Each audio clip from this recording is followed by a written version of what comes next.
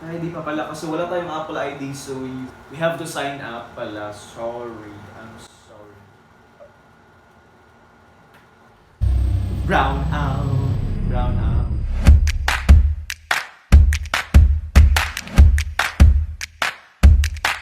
What's up mga palangga? Welcome back to our channel. I'm Mark Banuelos, and if you're new here, please do consider subscribing by clicking the subscribe button and paki-smash ng notification bell para ma-notify ka every time um, may bago tayong video na i-upload sa channel na to. Yun na nga, this video is very exciting kasi as what you can see sa title pa lang, mag-unboxing tayo ng MacBook Air. And by the way, disclaimer lamang po, hindi ito form ng pagmamayabang or way ng pagmamayabang. I'm not really used to using, of course, Apple products, but this one, talagang nakiuso. Nakisabay lang din po ako kasi yung mga kasamahan ko sa work is they are using this one. So marami kaming gumagamit nito. Actually, ginamit na nila pero yung akin is ngayon ko palang i-unbox and gusto kong i-share sa inyo yung experience din ng first time mag-unbox ng MacBook na laptop. So this is MacBook Air and ito yung picture niya. Yun. So let's do this. I now have this. Ready na po tayo. So, eto na. We're going to unbox. This is a 13-inch laptop, no? So,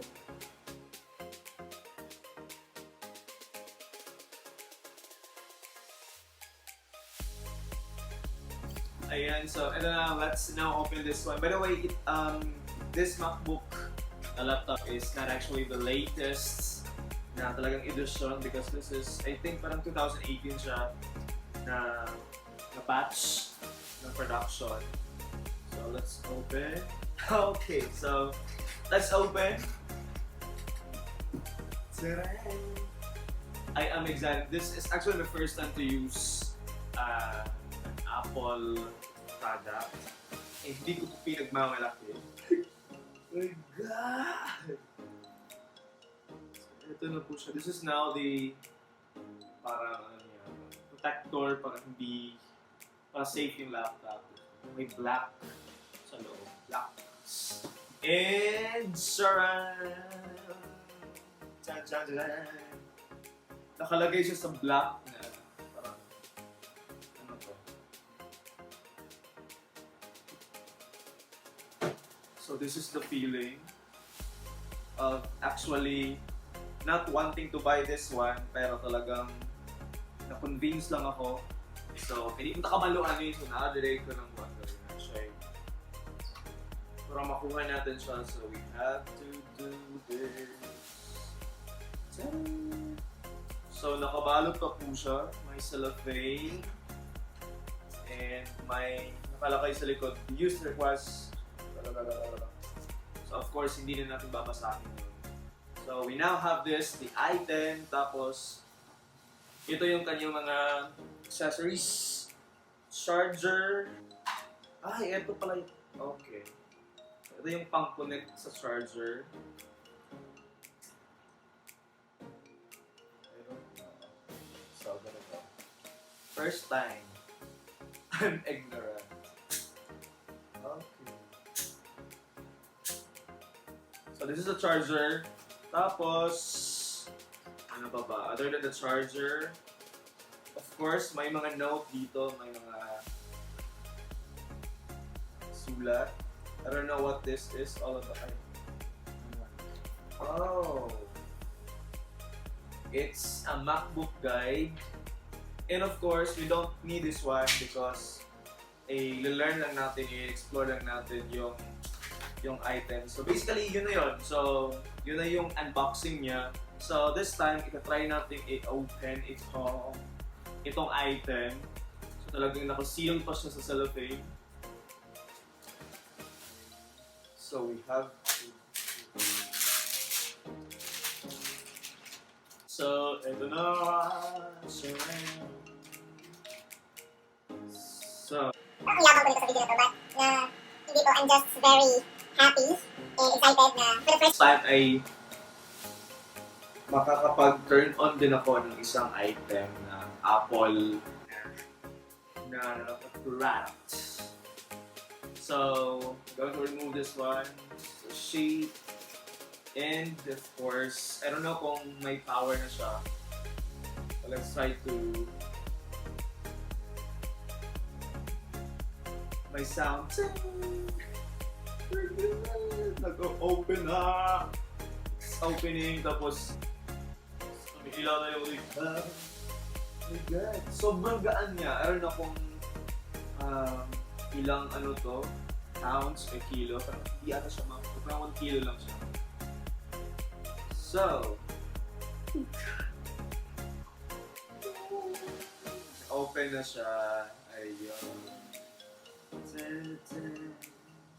And to be honest, hindi po ako used sa mga features ng Apple, ng MacBook. So, we're going to explore this one, ano yung features niya, because I think it's very different sa mga nakasanayan natin ng mga items, ginagamit natin ng phone, or even yung mga laptop powered by Windows. This one is, I think, it's very different. And talagang stranger ako dito. So, nakalagay ito language. So, we're going to choose, of course, Espanol. Now, we're going to choose English, UK. Enter. Enter. Nag-load na po siya. By using the software, you agree to the terms of the software license agreement for the software. You can view the terms of the software license agreement at HTTP. Of course, hindi na natin pupuntahan yung link. And yan, siya yung Philippines. Click natin yung Philippines. Ay. Click natin yung continue. Buba na siya. Philippines. MacOS contains a built-in Process natin siya, we really need to connect to the internet. Kasi nga, para ma-set up natin yung kanyang yung item na to, para ma-set up natin. Honestly, naninibago ako. Just try to explore. And connect muna tayo sa internet. Ito na, nakakonect na po tayo sa internet. So, data privacy, the icon appears in Apple features. Of course, you don't want to bother yourself reading this ganito. So, continue lang tayo. Transfer information to this Mac. If you have important information on other Mac Windows, you can transfer it to this Mac. Apple ID.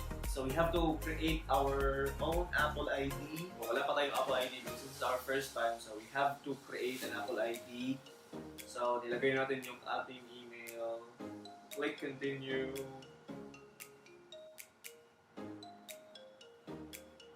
Password. Password natin.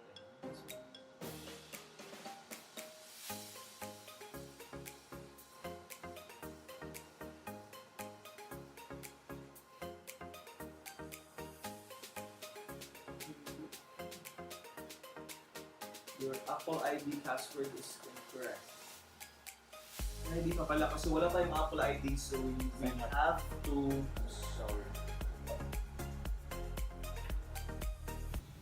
brown out. And we're back, so nag-brown out po. So we're now signed in. Ay, naka-sign up na po tayo. Nagsa-sign up na po tayo. Kaya nag-loading siya.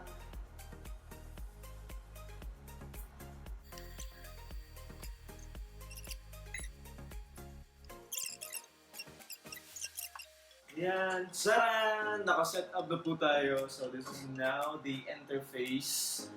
And I'm a bit scared kung paano i-explore to, but I'll give myself some, ample time para i-explore ang interface na ito. So, wala. This is how it feels.